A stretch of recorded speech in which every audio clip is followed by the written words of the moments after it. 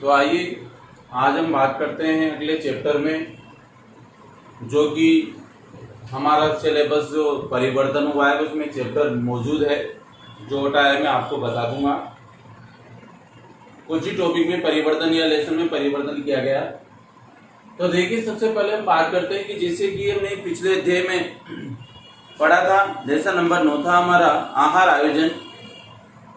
और आहार आयोजन में हमने पढ़ा था कि आहार आयोजन का महत्व क्या है, उसकी आवश्यकता क्या है, सिद्धांत और उसको प्रभावित करने वाले कारकों के बारे में हमने विस्तार से अध्ययन कर लिया था।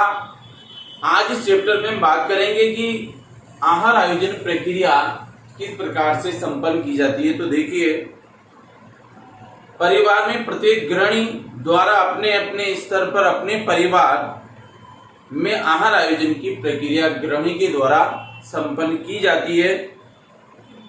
यहाँ तक कि इस प्रक्रिया द्वारा ही गृहिणी अपने परिवार के कार्यों का संपादन करती है। जैसे मान ली कुछ गृहिणियां हफ्ते भर के लिए फल सब्जी पहले ही खरीद कर रख लेती है, महीने भर का सूखा राशन इकट्ठा कर लेती है, अगले दिन सुबह शाम तक के भोजन के विषय में सोच लेती है।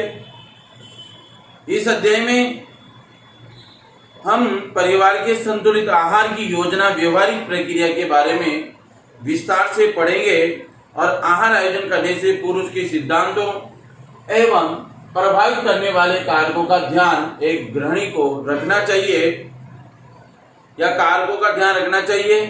तो देखिए, बिंदु संक्षेप में निम्नलिखित है कि एक गृहिणी को आहार आयोजन से पहले किन सिद्धांतों का और उसके प्रभावित करने वाले कौन कौन से कारकों का ध्यान रखना चाहिए। तो देखिए, नंबर 1 बिंदु जो है कि कौन सा बिंदु एक महिला को ध्यान में रखना है। तो सबसे पहला बिंदु है आपके आहार आयोजन से सभी सदस्यों की दैनिक आवश्यकताओं यानी रोजाना की आवश्यकताओं के अनुसार पौष्टिक तत्वों की पूर्ति हो जाती है। क्योंकि पहला बिंदु यही आपको ध्यान में रखना है कि आहार आयोजन से सभी सदस्यों की दैनिक आवश्यकताओं के अनुसार उनकी पौष्टिक आवश्यकताओं या पौष्टिक तत्वों की पूर्ति हो जाती है। क्योंकि आहार आयोजन ऐसा होता है कि आपके परिवार के सभी सदस्यों की पौष्टिक आवश्यकताओं या उसके पौष्टिक तत्वों की पूर्ति हो जाती है। पहला बिंदु जो कि मैंने आपको बता दिया, गौर से समझिएगा। नंबर दूसरा बिंदु जो है वो ये बताएगा आपको कि पूरे दिन के लिए विभिन्न आहारों की योजना पहले से ही बना लेनी चाहिए कि आपको सुबह क्या बनाना है, दोपहर को क्या बनाना है, शाम के समय रात्रि के भोजन में आपको क्या बनाना है। तो ये योजना पूरे दिन के लिए विभिन्न आहारों की योजना पहले ही तैयार कर लेनी चाहिए कि मुझे आज क्या क्या बनाना है, सुबह क्या बनाना है, दोपहर को क्या बनाना है, रात्रि को क्या बनाना है। तीसरा बिंदु, प्रथम आहार का समय 7 बजे एवं रात्रि के आहार का समय 8 से 9 बजे का होना चाहिए। कारण है इसमें क्योंकि आहार आयोजन नियोजन करने से पहले गृहिणियों का बहुत समय, शक्ति और धन की भी बचत होती है। परंतु हम यहाँ पे यूँ कहेंगे कि जो हमारा आहार आयोजन का जो समय है वो सुबह 7 बजे का, जिसमें हम नाश्ता या कुछ भी भोजन करें, नाश्ता करें, कुछ भी कर सकते हैं, होना चाहिए। रात्रि के भोजन का समय हमारा क्या होना चाहिए, 8 से 9 बजे का होना चाहिए। अर्थात हम ये कह सकते हैं कि प्रत्येक आहार के मध्य कम से कम 2 से 3 घंटे का अंतराल होना चाहिए। तो ये भोजन का प्रारंभ जो है 7 बजे का और अंतिम समय जो है रात्रि के 8 से 9 बजे का है। नंबर 4 पॉइंट है, प्रत्येक आहार के मध्य कम से कम 2 से 3 घंटे का अंतराल होना चाहिए। नेक्स्ट है, भोज्य पदार्थों की मात्रा सदस्यों की पौष्टिक आवश्यकताओं के अनुरूप होनी चाहिए कि आपके घर में कितने सदस्य, उसके अनुसार आपको भोजन बनाना है, कितनी मात्रा में बनाना है। तो वह आपके घर में जितने भी सदस्य होते हैं उनकी पौष्टिक आवश्यकताओं के अनुसार भोज्य पदार्थों की मात्रा का अवलोकन या रूपरेखा पहले ही बना ले कि हमारे घर में इतने सदस्य, इतना आटा लगाना चाहिए, इतनी सब्जी बनानी चाहिए ताकि सब इसका पूर्ण रूप से भोजन के रूप में ग्रहण कर सके। नंबर 6 है आपके कि भोज्य पदार्थों की मात्रा सदस्यों की पोषण आवश्यकताओं के अनुरूप होनी चाहिए, यानी उनकी आवश्यकताओं की पोषण संबंधी आवश्यकताओं को पूरा किया जा सके। नंबर 6 है कि पारिवारिक सदस्यों की रुचि के अनुसार आहार आयोजन करना चाहिए, कि जैसा परिवार का सदस्य खाना चाहता है उसके अनुसार हमें आहार का आयोजन करना चाहिए। साथ ही समय शक्ति का भी ध्यान आहार आयोजन में रखना अनिवार्य है, क्योंकि समय शक्ति का अगर हम ध्यान रखते हैं तो उसमें कम समय में हम अच्छे से अच्छे उनकी रुचिपूर्ण भोजन को बनाकर के उनकी पौष्टिक आवश्यकताओं की पूर्ति कर सकते हैं। तो ये बिंदु जो 6 बिंदु है आपकी बुक में फर्स्ट पेज पे दिए चैप्टर 10 के अंदर, वहां आप इनको देख सकते हैं जो कि मैंने आपको समझाए हैं। तो इस प्रकार से गृहिणी को आहार आयोजन की सिद्धांतों और प्रभावित करने वाले कारकों को ध्यान में रखते हुए इन 6 बिंदुओं को ध्यान में रखना है। अब आते हैं हमारे आहार आयोजन करने से पूर्व कुछ व्यवहारिक बातों का ज्ञान आवश्यक है। तो देखिए आहार आयोजन कैसे करें।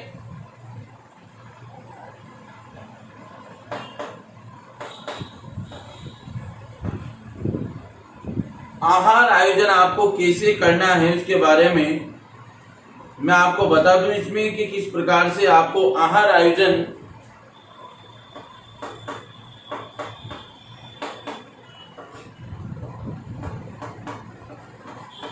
करने से पूर्व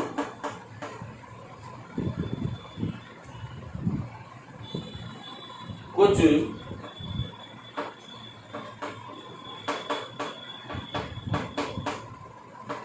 व्यवहारिक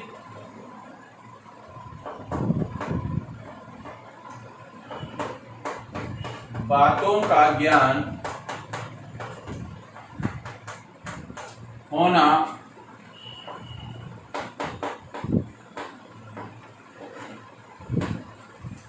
आवश्यक है, यानी कि आपको आहार आयोजन कैसे करना है इसके बारे में आपको थोड़ा सा ज्ञान होना चाहिए कि आहार आयोजन आप कर रहे हैं परोस रहे घर के परिवार के सदस्यों के लिए, तो उससे पहले आपको कुछ व्यवहारिक ज्ञान या कुछ नॉलेज होना चाहिए। तो देखिए मैं आपको सबसे पहले बता दूं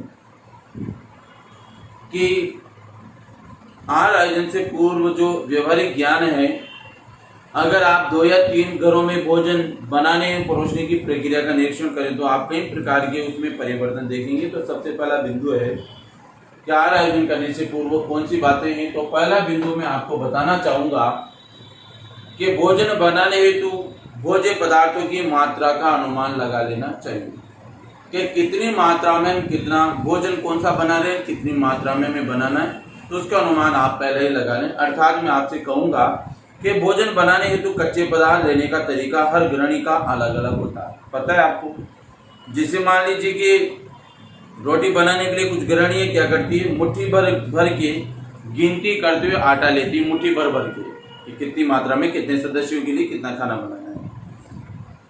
तो कुछ कटोरी कप गिलास के माप से कुछ अनुमान या आटा गूंथने के बर्तन में अंदाजे से वो क्या करती है, आटा लेती है। इसी प्रकार सूखी दाल या चावल खाद्य पदार्थों की मात्रा अनुमान, उनका भी अनुमान के द्वारा लगाए जाते हैं। कटोरी पर दाल लेनी है, आटा किस प्रकार से, तो हर घर में आपको देखना है कि कौन सी महिलाएं किस प्रकार से मापन करती है प्रतिदिन भोजन के लिए, कि वह भोज्य पदार्थों के अनुमान कैसे लगाती है। जिसे मान लीजिए कि हमें घर के परिवार के सदस्य डेली में, हमारे घर में या आपके घर में 5 सदस्य हैं, 4 सदस्य हैं, तो उसके अनुसार आपकी मम्मी जैसे खाना लगाती है तो उनको पता है कि कितनी मात्रा में मुझे आटा लगाना है, कितनी सब्जी लेनी। पर अगर सदस्य बढ़ जाए तो फिर वो मात्रा कितनी बढ़ानी है, घट जाए तो कितनी कम करनी है, तो ये अनुमान एक गृहिणी के अंदर होना चाहिए।